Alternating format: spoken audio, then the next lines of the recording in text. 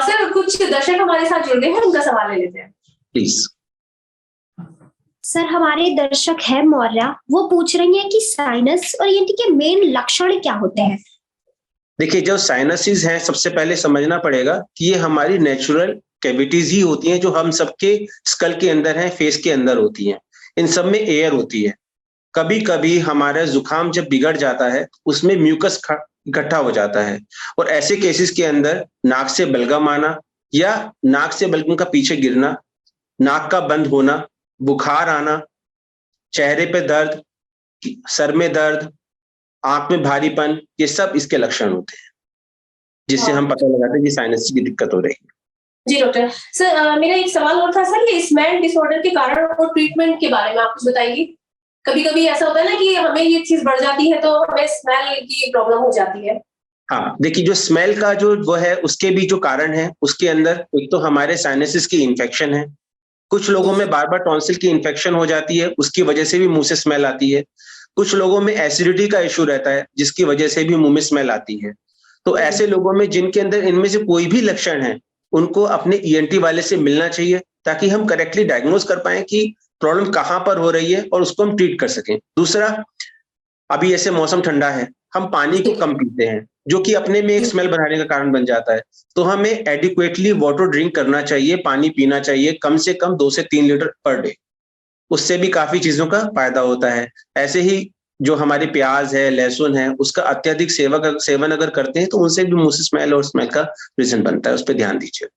जी doctor साहब, एक सवाल ये भी है मेरा कि जैसे बच्चों को टॉन्सिल्स हो जाते हैं, तो क्या ये टॉन्सिल्स किसी मेडिसिन से ठीक हो सकते हैं या फिर इसका ऑपरेशन करना पड़ता है?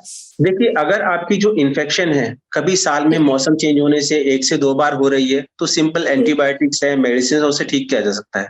पर अगर यही इन्फेक्शन महीने 2 महीने में हो रही है, साल भर में 4 बार से ज्यादा हो रही है, बच्चे की ग्रोथ पे इम्पैक्ट कर पड़ रहा है, बच्चा कुछ खा ही नहीं पा रहा है, तो उस केसेस के अंदर हम सर्जरी एडवाइस करते हैं।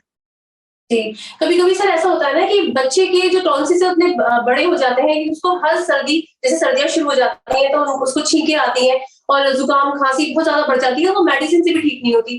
तो क्या उसका टेस्ट होता है? कैसे पता लगाया जाए कि वो कितने हाई लेवल का क्या है? टॉन्सिल्स के लिए तो हम सिंपल से क्लिनिकल एग्जामिनेशन से बता सकते हैं, पर बिल्कुल टॉन्सिल के जैसे ही एक और चीज होती है जिसको हम लोग एडिनॉइड्स कहते हैं। ये नाक के पीछे होती है।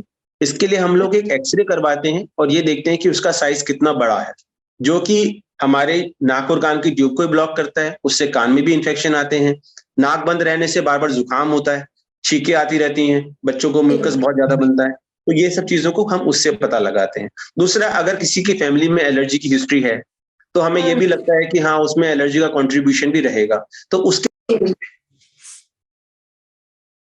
जी सर। सर एक सवाल ये भी है मेरा कि जैसे रात को सोते में किसी को भी खर्राटे आने शुरू हो जाते हैं, तो वो भी कोई रीजन है, इससे कोई रिलेटेड है कि खर्राटे क्यों आते हैं रात को? खराटों के लिए हर एज ग्रुप का अलग रीजन है।